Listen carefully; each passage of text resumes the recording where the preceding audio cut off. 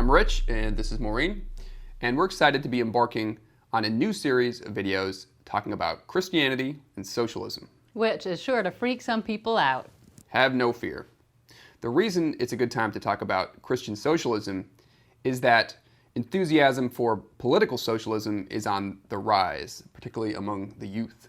Although, as Ezra Klein points out in a recent Vox article, the enthusiasm is likely more for a socialist ethic, solidarity with the underdogs and so forth, than socialist economics.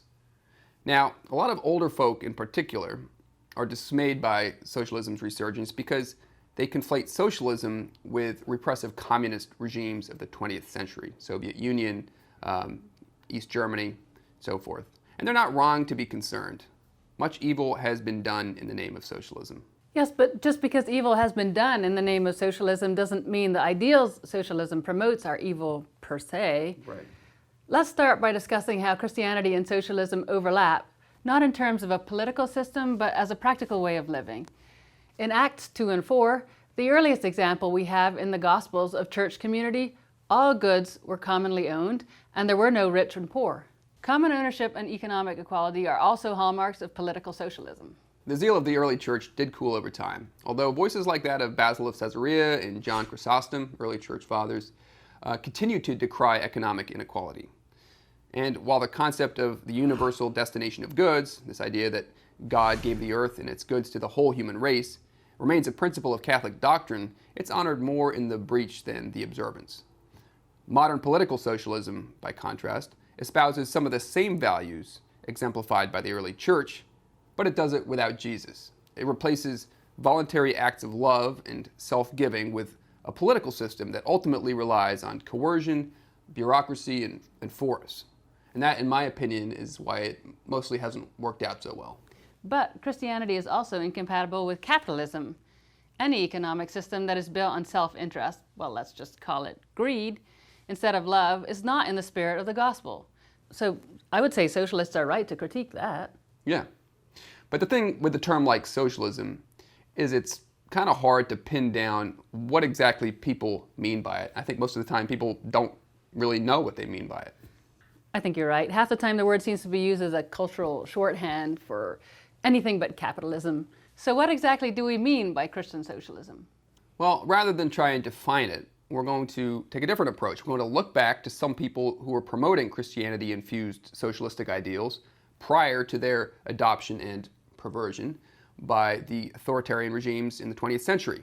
Now, at the top, I'm going to say this is a very incomplete list, but we chose these folks because they've been sources of inspiration for us on the Bruderhof. And I'm going to start with a fairly obscure one, Herman Kutter, a Swiss Protestant theologian and one of the founders of Christian socialism in Switzerland. His book, Sie müssen, or They Must, is a defense of a much maligned early 20th century workers' party, but it's actually primarily a challenge to Christians. Here's one thing he wrote. When you Christians say Christ alone, tell me, how do you show it? If Christ and Christ alone is important, why do you find it so difficult to start practicing his gospel, which overthrows mammon? Do you still want to take refuge in the excuse that it is meant only in an inner sense? Doesn't the inner side have to find expression in the outer side? Haven't the early Christians shown the fruit of the Spirit in their community of goods? I have to admit, I have not read much Kutter.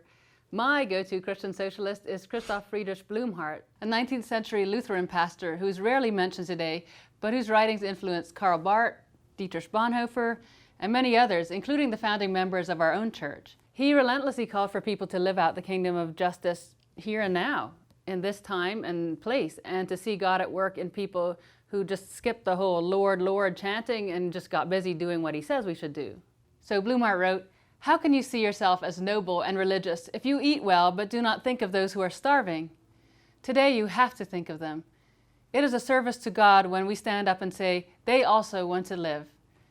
It is often the so-called godless people who toil and work in God's vineyard. They pretend they have no religion. Yet isn't it religion and praying when one strives for the vindication of each person's rights?" Going back a little farther, there's John Ruskin, the Victorian firebrand who called himself a communist but who diverged from Marx in drastic ways.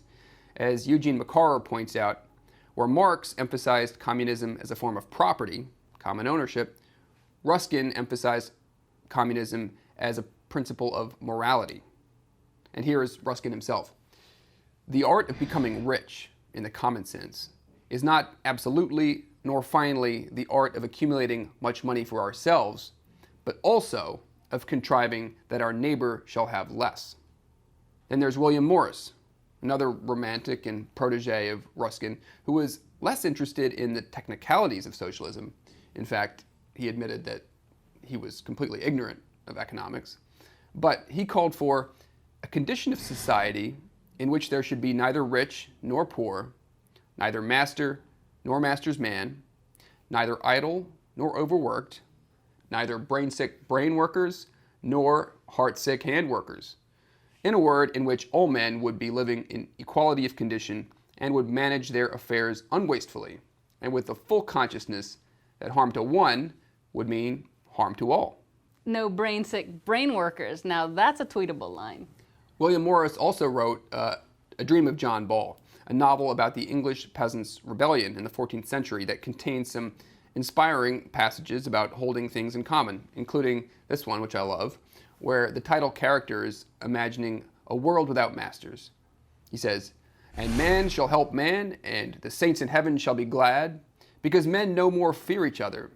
And the churl shall be ashamed, and shall hide his churlishness till it be gone, and he be no more a churl, and fellowship shall be established in heaven and on the earth." Another ardent socialist, Rosa Luxemburg, was deeply respected by Bruderhof founder Eberhard Arnold. After she was murdered by the German military in 1919, he wrote to a friend, "The living faith that was in her cannot be killed." Now that's an extraordinary statement, as she was by no means a fan of institutional Christianity. Luxemburg once asked, "How does it happen that the church plays the role of a defense of wealth and bloody oppression instead of being the refuge of the exploited?" But she pointed to the Christians of the 1st and 2nd century as models of communism, citing the words of the early church fathers. And we'll hear more from the early church fathers as we proceed with the series. For more recent proponents of religiously motivated socialism, there's of course Martin Luther King Jr., particularly towards the end of his life, spoke openly about the failings of capitalism and about a more just distribution of wealth, comparing the evils of capitalism to the evils of militarism and racism. And then there are the more than 200 communal houses of the Catholic worker movement, which was founded in 1933 by Dorothy Day and Peter Maurin, whose beliefs include the establishment of farming communes, where each one works according to his ability and receives according to his need. So the old Karl Marx standby. And that's just a short list of folks who saw socialist ideals less as a political program and more as a moral imperative. And a number of them came to that conviction as a result of what they read in the Bible. Which begs the question, was Jesus a socialist?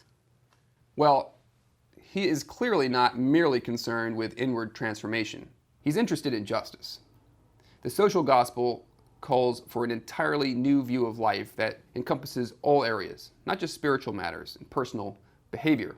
It was Karl Barth who memorably said, "Jesus knows and recognizes only the kingdom of heaven that is within us. But the kingdom must obtain dominion over the external, over actual life. Otherwise, it does not deserve the name." It is, after all, right there in the Gospels, central texts that call followers of Jesus to a radically different way of living. Let's take Luke 14:33, where Jesus states clearly that only those who renounce all that they have can be his disciples. You can't renounce something and continue to possess it.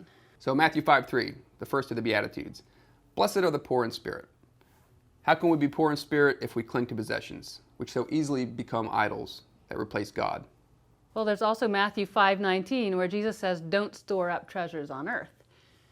I've heard people argue away the line about not serving two masters by saying you can have mammon without serving it, but I don't think that there's much room for interpretation in "don't store up," like that second rented storage unit. And he confronts the owner of presumably many storage units in Matthew 19:21, when he counsels the rich young man to sell what he has and give it to the poor in order to be perfect. That story speaking of the rich young man, ends with the lines, "And he went away grieving." He was grieved to know that his possessions had too great a hold on him to give him the freedom of obedience. As opposed to someone who just dropped the fishing nets and followed without a backward glance, or who picked up his bed and walked. So the young man's story could also have ended as others do with, "And he went on his way rejoicing." In John 16:13, Jesus says that the Spirit of truth who is to descend upon the disciples will guide them into all truth. And when this actually occurred at Pentecost, they became of one heart and one soul and had all their goods in common. This same phrase is repeated in Acts 2:45 and 4:32 through 34. Community of goods was and is the outcome and result of the love and grace the believers experienced when they were filled with the Spirit. There are so many more, but here's my closer. 1 Corinthians 12:25 through 26 speaks of the church, that there should be no division, but that each should have equal concern for the others. Is that even possible when some are richer than others? The same is true of 2 Corinthians 8:13 through 15, where Paul clearly states the goal is equality. But I earned my money. God must want me to have it. In fact, it's a sign that I'm doing His will and I'm being rewarded for it. Those who say material possessions are a sign of God's blessing ignore the fact that material wealth is a power that requires inequality and injustice to exist. Did you just make that up? No, I didn't. That's Herman Kutter.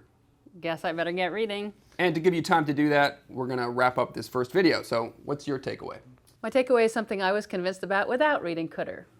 Yes, I will still give him a chance. I would say Jesus offers people a new life where any kind of power over others is replaced by love. Agreed. And power over others means any kind of domination, be it over others' labor or by hoarding wealth at others' expense or by ignoring the suffering of others when you could be doing something about it to help. In the end, love should rule all relationships, both social and economic.